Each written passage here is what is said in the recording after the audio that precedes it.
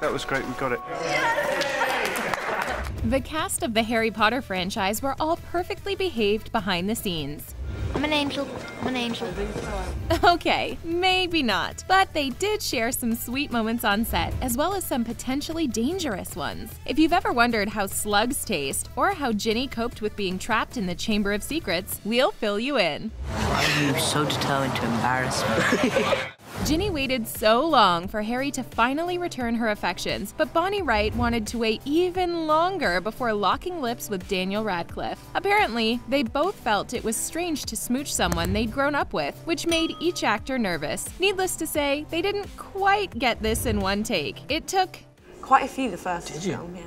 Bonnie estimates that their nerves caused them to redo this scene 30 times before Harry and Ginny's first kiss looked convincing in The Half-Blood Prince. The lesson Bonnie learned from this? When it comes to kissing, or just filming a kiss, sometimes you just have to go for it. We had fun doing it. We joked about, you know. Speaking of awkward on-set kisses, tons of fans were excited to see Hermione and Ron lock lips for the first time. Or at least were willing to put up with it in exchange for never having to hear Lavender say, "You want one?" again. But behind the scenes, Rupert Grint and Emma Watson were both dreading it, since they considered themselves siblings at that point. Believe me, we both wanted it to be over equally as much as the other. As clever as Hermione, Emma came up with a plan.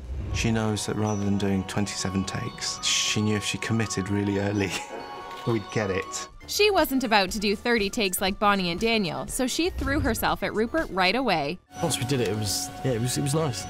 We know Daniel Radcliffe can act, but can he dance? You might not know what to believe after seeing this clip of him and Shefali Chaudhry at the U-Ball. In Harry Potter and the Goblet of Fire, we learned even witches and wizards have school dances full of drama. Apparently, it took a little time for Harry and Pravati to get their moves right on set.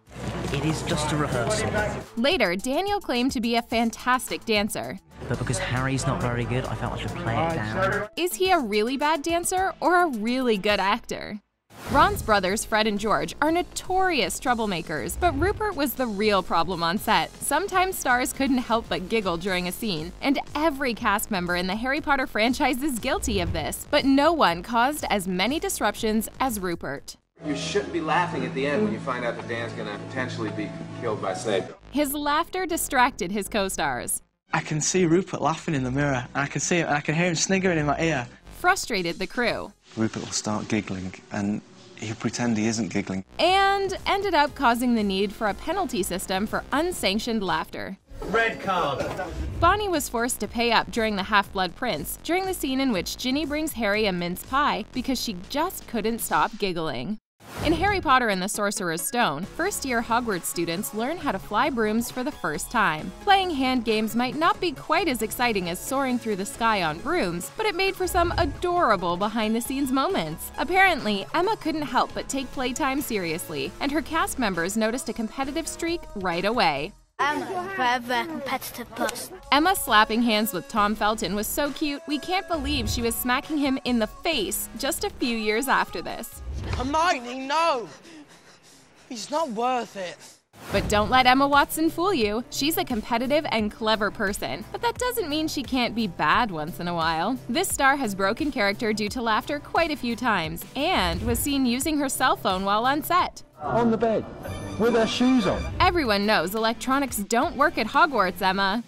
As much as we love the movies, they can't incorporate every element from the books, even if we don't like to admit it. One of the things cut from the films was Hermione's oversized front teeth, but it turns out Emma did have some, at least for a while. Am I supposed to have my teeth on? According to Sorcerer's Stone director Chris Columbus, Emma is actually wearing false teeth during this scene, but he realized she couldn't keep acting with them in her mouth. Oh, are you doing magic? Let's see then. What's more difficult than trying to get a big group of kids to cooperate on set? How about trying to keep them in line when they're flying through the air? That was a real problem thanks to all those Quidditch matches, and when we saw dueling in Harry Potter and the Chamber of Secrets. Maybe that's why Harry usually sticks to a simple disarming spell. Expelliarmus! As you might have guessed based on this scene we talked about earlier, there was no love lost between Hermione and Draco. Not unless we're talking about Dramini fanfiction. But behind the scenes, Emma admits she had a huge crush on Tom Felton when they were kids. That's right, during the first 2 films, Hermione was really smitten with Draco the entire time. Some people think Emma and Tom are dating in real life, but he claims that when he found out about her crush, I heard it through the grapevine, and then eventually, we became good friends.